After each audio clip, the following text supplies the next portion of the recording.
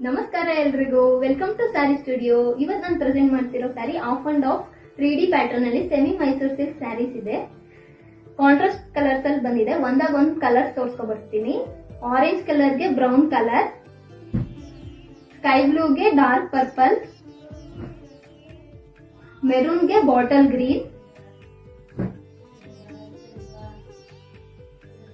C ಗ್ರೀನ್ಗೆ purple colour,